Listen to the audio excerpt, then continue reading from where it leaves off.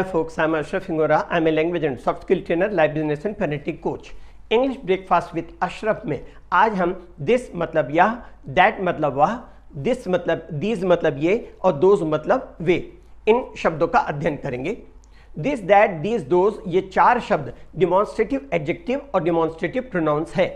अगर इन शब्दों के बाद में नाउन आता है तो ये एडजेक्टिव हो गया, डिमॉन्स्ट्रेटिव एडजेक्टिव का कार्य करते हैं, वरना अगर नाउन नहीं आता तो ये प्रोनाउन का काम करते हैं।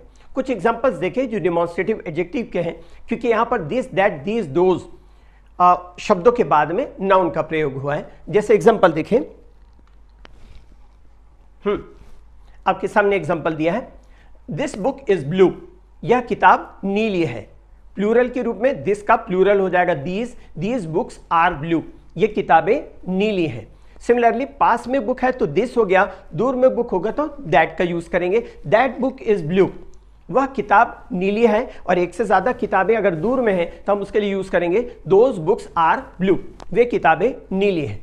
अब कुछ एग्जांपल उनका देखें जो डिमॉन्स्ट्रेटिव प्रोनाउन है, क्योंकि इस दिस, दैट, दीज, दोज के बाद में यहां पर नाउन नहीं आया है, तो ये दिस, दैट, दीज, दोज जो है ये खुद सब्जेक्ट का काम करते हैं, ये डिमॉन्स्ट्रेटिव प्रोनाउन है। एग्जाम्पल देखें, this is a blue book, ये किताब के तरफ इशारा करके बताते हैं this is a blue book, यह नीली किताब है। एक से ज्यादा बुक होगी तो कहेंगे दीज आर ब्लू बुक्स, ये नीली किताबें हैं। सिमिलरली दूर पे किताब है तो कहेंगे दैट इज ब्लू बुक, वह एक नीली किताब है। और अगर मान लीजिए किताब एक से ज्यादा दूर में है तो कहेंगे दोज आर ब्लू बुक्स, वे नीली किताबें हैं।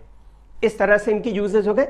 फिर आगे देखें, डिमॉन्स्ट्रेटिव शब्द का अर्थ होता है संकेतवाचक, इसलिए दिस, दैट, दीज, दोज का इस्तेमाल उसी अवस्था में होगा जब इनसे संकेत करने का बोध होता है।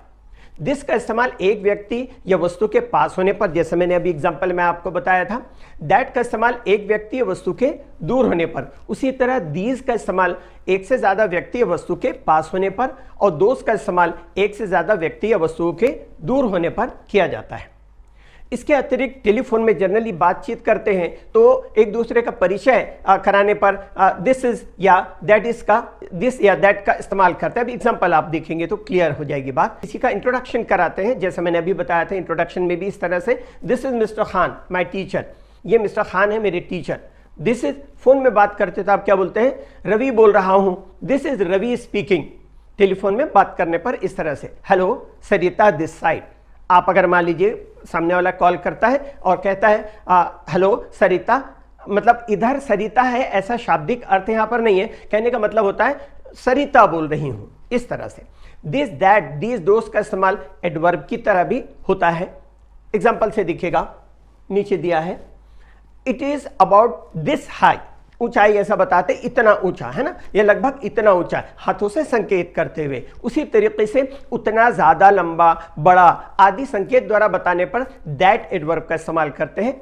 एग्जांपल आपके सामने दिया हुआ है नीचे, I can't walk that far, उतना दूर, यह है मैं उतनी दूरी तक चल नहीं सकता, हाथों से दूरी का इशारा करते हुए। तो ये जो अभी मैंने आपको बताया दिस, दैट, दीज, दोज, ये समझना जरूरी है, सुनने में बड़ा इजी लगता है, लेकिन सही यूज कैसे करें। तो अगर ये जैसा बुक है, हम कहते हैं this is a green book, यह हरी किताब है, और मैं कहता हूं दिस, ये क्या हुआ यहां पर, दिस प्रोनाउन हुआ। अगर मैं कहता हूं दिस बुक इज ग्रीन, तो दिस जो शब्द है वो बुक के पहले लगा है, तो दिस यहां पर एडजेक्टिव का काम करता है, इसके पहले वाले सेंटेंस में ये प्रोनाउन का काम किया है। ठीक है ना। ये जो मैंने अभी आपको बताया है, जो वीडियो आप देख रहे हैं, उसमें सारी चीज़ें मेरी बुक में अवेलेबल हैं। मैं इसको पहले भी कह चुका हूं, फिर रिपीट कर रहा हूं, ये आपके लिए बहुत बेनिफिशियल होगी। कुछ चीज़ें इसमें ऐसी हैं जो सॉरी इंडिया नहीं, दुनिया की किसी बुक में अवेलेबल नहीं है।